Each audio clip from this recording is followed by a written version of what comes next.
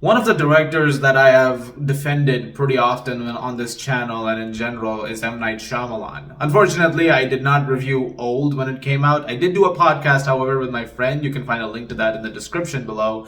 But I did want to talk about Knock at the Cabin because I think Shyamalan is a very unique director who, even if things don't fully pan out all the time, there's always an interest going into his projects. You want to see what he can do. In this case, based on the novel written by Paul Tremblay, we follow a family of three which is in a cabin having a great vacation when suddenly four strangers come out of nowhere and say, you have to kill one because the end of the world is in your hands. If you guys kill one member of your family, then you stop the end of the world. If you don't, millions of people will perish. And that's essentially what the premise of the film is built on, and it becomes wilder from there. This is a film that is not afraid to be very much out there and take some storytelling risks, much like most of Shyamalan's movies. I mean, this is a man who has built himself up as a career on making very outlandish stuff from time to time. But I think over here we have a great premise, especially because it's an isolated thriller. And Shyamalan thrives in isolated spaces. When you have a chance to really settle down with characters and to be able to work with them in a very limited frame of environment, you are able to accomplish a few very, very cool things. And I think Knock at the Cabin is a great success in that regard because it leads to something that is incredibly captivating and very intense. While not perfect, it does lead to a film that I do believe is one of his better efforts in years. I would say next to something like Split, Glass, which is, I know, an unpopular opinion. I do like that movie. I think that we've got something really great over here. And he does a really great job directing this. As the film progresses, it gets creepier and more sinister. You start to see things that seem unbelievable, and to the characters it seems unbelievable. But as it progresses, it becomes more and more like, well, maybe something's up over here. And eventually, as things progress and become a lot more crazy, you get some fantastic performances out of it too, such as Dave Bautista, who has proven himself to be a really formidable actor. But I think over here, he's giving maybe the best performance I've ever seen him give. He's really, really great in this movie. But not to be discounted are the efforts from pretty much everyone else, particularly Ben Aldridge, who is fantastic in this. The other parent, Eric, played by Jonathan Groff, is also really, really good. This is a very well-acted film. All the supporting cast that you get to, including Rupert Grint, they're fantastic as well. But that's all the cast of the movie. Like, you're not gonna get much more than that. Beyond that, you just get everything else around you happening, but it still manages to feel much bigger than you'd expect.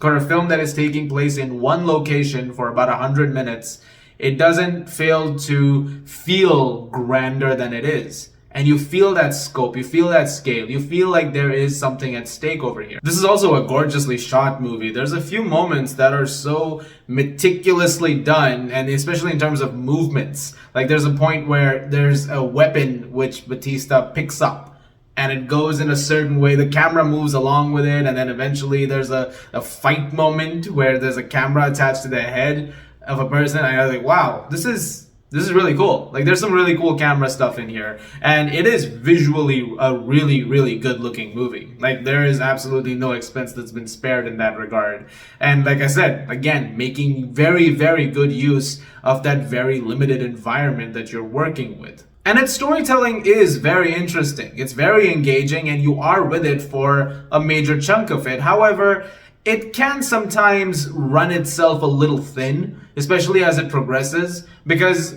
the main premise that I've told you, that is pretty much what you're getting with the film. And beyond a certain point, it's like goes a little too far. So it just, for maybe by a few minutes, it overstays its welcome, maybe. But it is a film that, for the most part, does remain very tightly done. But there are things in here that, if you've not really liked them in some other Shyamalan movies before, you're going to see it over here and think, well, that could have been a little bit better. Like, sometimes the dialogue isn't 100% great. There's some definite moments where it's very stilted dialogue, that's for sure. But then there's some really great dialogue moments. It's sort of the good outweighs the bad in this case, but there's some moments where I'm like, okay, that's not the best line read, maybe. There's some things the film does hone in on in terms of thematic elements that don't always get the kind of payoff that they're trying to go for. There's one thing in particular that they bring up that I thought could have been dealt with a little more in depth, but I also understand that it was already dangerously close to being so deviating from what's actually going on that I feel like it would have messed up some things. But there's a few things that they do bring up and they eventually close up that I thought were interesting, and the film manages to nail those things nicely. There just is a couple of things that I feel like could have been dwelled on a little bit more. But beyond that, I am very happy with Knock at the Cabin. I thought it was a very well done film and one that is definitely worth watching. I think it's one of Shyamalan's better movies, and frankly, it is. I mean, frankly, for me, Shyamalan didn't drop in the middle. It wasn't like after Split, then you had Glass, and then Old, that, oh, Split and Old, not for me. Like, believe it or not, Split and Glass and Old, all three of them, for the most parts, all three of them were fine for me. Like, I understand if it didn't work for some people, and that's totally cool. So I'm kind of happy. And I mean, Servant's been going on Apple TV Plus, which has been awesome. You know, so yeah, I'm glad. He's a director I've always rooted for. He's a creator I've always rooted for. And it's nice to see that it's actually working out a little bit in that favor. I'm going to give Knock at the Cabin an 8 out of 10. Check it out this weekend. Let me know what your thoughts are. I feel like it's going to be a little divisive. Like, there might be some folks who don't quite gel with it. So I'm curious to hear what the other reviewers have to say over the next few days. Guys, thank you very much as always for watching. Look forward to more reviews very soon. As always, if you like this, please do subscribe. And I'll see you guys at the movies.